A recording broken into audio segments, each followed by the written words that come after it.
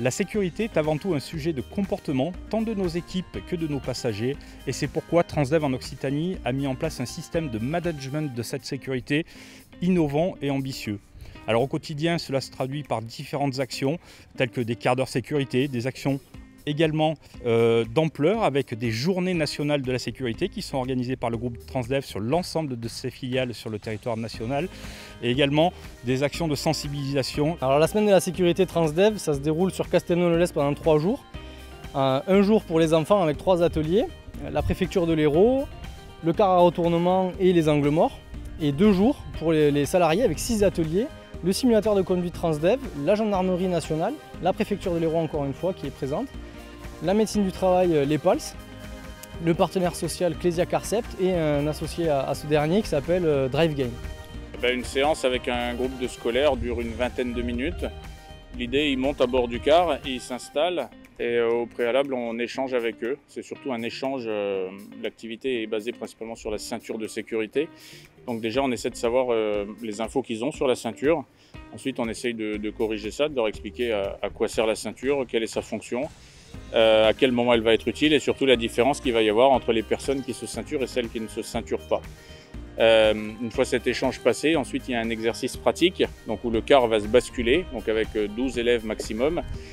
Les élèves sont tous ceinturés et lorsqu'ils sont renversés, eh bien, ils prennent conscience là du coup par eux-mêmes qu'ils sont retenus uniquement par la ceinture et que s'ils ne l'avaient pas, le risque était qu'ils tomberaient les uns sur les autres et surtout le risque principal c'est de se faire éjecter à travers les fenêtres et de se retrouver à l'extérieur du véhicule. Oui, au début parce que ça faisait super mal.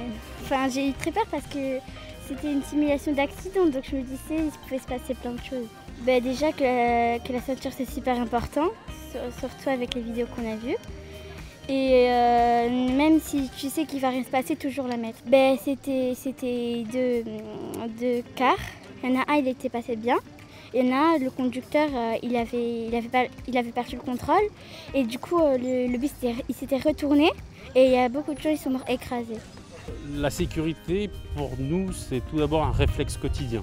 Et pour le transmettre et, j'allais dire, solidifier cette compétence au sein de nos conducteurs, il nous semblait primordial d'organiser ces sessions, à la fois pour sensibiliser les plus jeunes à la pratique quotidienne de leur transport en commun, mais aussi les conducteurs qui, parfois, pourraient se voir s'installer une habitude et c'est le moyen de garder tout le monde en alerte sur le thème de la sécurité. Il faut qu'il analyse l'obstacle à 50 mètres.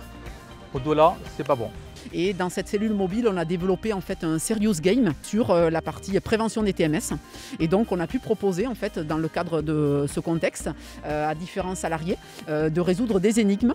Et l'objectif, c'est vraiment de les rendre acteurs de la sécurité. Donc voilà, au travers de différentes énigmes, on fait passer des messages clés sur ce module en fait prévention des TMS. On a beaucoup parlé du risque routier parce que forcément le risque routier c'est une des premières causes de mortalité au travail, pas seulement dans une conduite professionnelle comme les chauffeurs, mais aussi pour tous ceux qui font un trajet domicile-travail. Pour ça, le Drive Game, le jeu géant de la sécurité routière, nous permet de jouer et d'apprendre beaucoup sur tous ces modes de déplacement et de mieux comprendre ce risque routier puisque non, l'accident ce n'est pas que les autres. Les accidents de la route, c'est 3500 morts par an.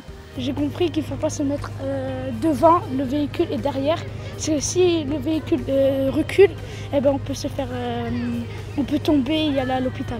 Pas tout le périmètre, mais si tu te mets sur la zone rouge, sur l'angle mort, là, s'il tourne, là tu tombes.